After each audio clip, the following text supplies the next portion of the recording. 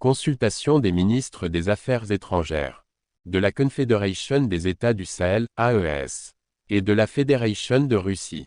Communique conjoint, Moscou, le 3 avril 2025. 1. À l'invitation du gouvernement de la Fédération de Russie, la première session des consultations des ministres des Affaires étrangères de la Confédération des États du Sahel, AES, et de la Fédération de Russie s'est tenue à Moscou. Le 3 avril 2025. 2. Les délégations ont été conduites par leurs excellences messieurs Abdoulaye Diop, ministre des Affaires étrangères et de la coopération internationale de la République du Mali, Karamoko Jean-Marie Traoré, ministre des Affaires étrangères, de la coopération régionale et des Burkinabés de l'extérieur du Burkina Faso, Bakary Yahou Sangaré, ministre des Affaires étrangères, de la coopération et des Nigériens à l'extérieur de la République du Niger et Sergueï Lavrov, ministre des Affaires étrangères de la Fédération de Russie. La réunion a été coprésidée par leurs excellences messieurs Sergueï Lavrov et Abdoulaye Diop en sa qualité de ministre dont le chef d'État assure la présidence de la Confédération AES. 3. Conformément à la vision de leurs excellences le capitaine Ibrahim Traoré, président du Faso, chef de l'État. Le général d'armée Assimi Goïta, président de la transition. Chef de l'État de la République du Mali, président de la Confédération AES. Et le général d'armée Abdourahmane Tiani, président de la République du Niger et à la disponibilité renouvelée de son Excellence Monsieur Vladimir Poutine, président de la Fédération de Russie, à soutenir la Confédération des États du Sahel, AES. Cette consultation politique de haut niveau avait pour objectif de raffermir et formaliser les excellentes relations d'amitié, de solidarité et de coopération entre la Confédération AES et la Fédération de Russie. 4. La réunion s'est déroulée dans une atmosphère cordiale et constructive, facilitant des échanges fructueux sur plusieurs questions d'intérêt réciproque. 5.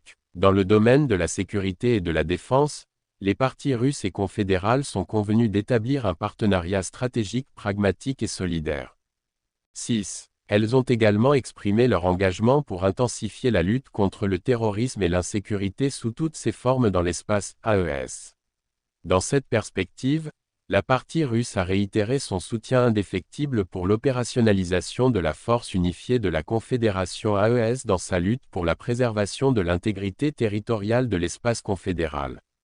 7. Les parties sont ensuite convenues du renforcement des capacités opérationnelles de la force unifiée à travers la facilitation d'acquisition des équipements militaires majeurs et performants et des formations adaptées en vue de la sécurisation intégrale de l'espace confédéral. À ce titre, la partie russe a exprimé sa disponibilité à apporter l'assistance technique nécessaire. 8. En outre, les parties ont fermement condamné les actes d'agression des États sponsors du terrorisme, en particulier la collusion coupable de l'Ukraine avec les groupes armés terroristes opérant dans le Sahel. 9. La partie russe a saisi l'occasion pour saluer le leadership et les efforts importants de la Confédération AES, un modèle viable de sécurité régionale et reconnaître sa contribution positive à la sécurité de la région du Sahel. La partie confédérale a félicité la Russie pour sa précieuse contribution à la paix et à la sécurité internationale. 10. S'agissant de la diplomatie, les parties se sont félicitées de la concertation et des soutiens mutuels dans les instances internationales sur les questions politiques et géostratégiques majeures sur la base du respect des principes de l'ONU dans toute leur plénitude et interconnexion. 11. Elles se sont réjouies de leur convergence de vues sur les questions d'intérêt commun notamment la dépolitisation de la question des droits de l'homme, la non-ingérence dans les affaires intérieures des pays et le traitement égal des pays dans les instances internationales.